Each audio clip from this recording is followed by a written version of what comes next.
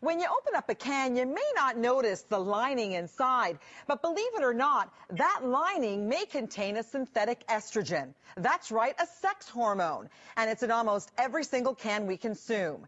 As part of a Fox 5 investigation, we decided to have some of the cans of food you eat every day tested, and wait until you see the results. This could be your table any day of the week. A delicious plate of pasta, topped with tomato sauce, some hearty soup, a tuna fish sandwich, a side of green peas. Food that millions of Americans consume daily. But wait until you see what could be inside your food.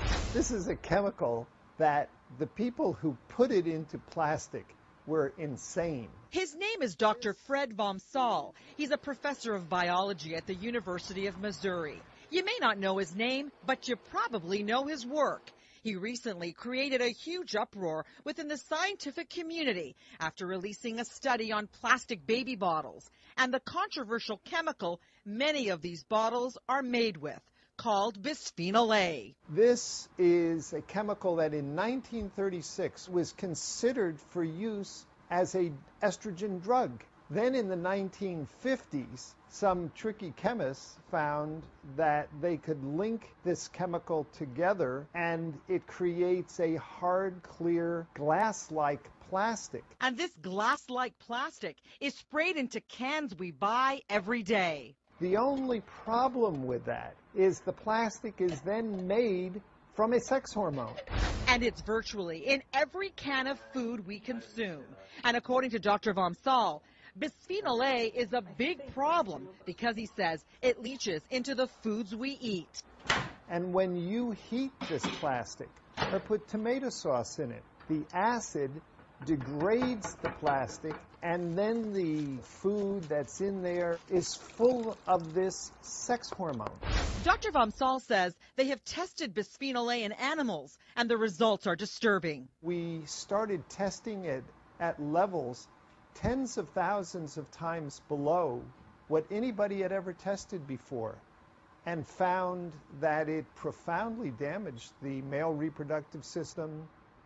Now we know it causes brain damage, and it causes breast cancer and prostate cancer. So we decided to do our own tests of common foods we eat every day. We went to different grocery stores and purchased tomato sauces, soups, peas, tuna fish, as well as plastic containers and food wraps. We then sent them all to Dr. Vomsaal's lab in Missouri for testing. The food was removed from the cans. The cans were all cleaned, washed multiple times with water, allowed to dry, and then we put ultra-pure water in the cans to determine how stable the lining of the can was when just faced with water being in contact with it for 24 hours. The results were concerning.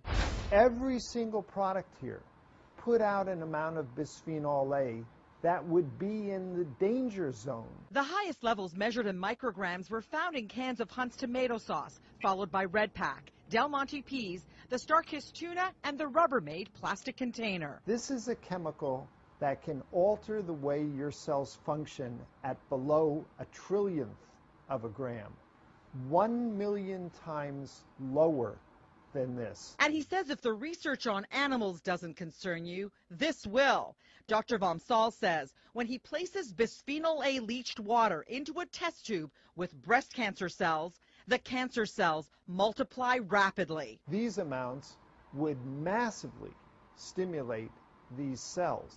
Bisphenol A is big business here in the United States. It is estimated that the chemical companies produce 7 billion pounds of it a year, and it's making its way into our bodies. According to the CDC, 95% of Americans have detectable levels of Bisphenol A in their urine. Dr. Vomsaal says the worst thing anyone can do is microwave food in a plastic container covered in plastic wrap. Stop doing that immediately. The hotter a product becomes, the greater the amount of bisphenol A that will come out of it. We need to have a balanced presentations about chemicals in the environment. Sharon Knies is vice president of the American Chemistry Council, a trade organization that represents the chemical companies. She says bisphenol A is safe to use. Bisphenol A has been very heavily studied, and it's been studied by many of the regulatory agencies around the world, and consistently they have stated that for the current uses, that bisphenol A is safe. The FDA tells us it is actively reviewing the safety of bisphenol A, and in a statement adds, considering all the evidence, including the very low dietary exposure to BPA, and the fact that bisphenol A has not demonstrated adverse effects when consumed by animals in amounts far higher than humans would consume, FDA sees no reason at this time to ban or otherwise restrict the uses now authorized. It has never been banned by any country around the world, and we're confident in its use. Dr. Vom Saal says the FDA and other federal agencies are working with antiquated data. There are 700 published scientific studies about the health effects of bisphenol A that the FDA has never gotten around to looking at.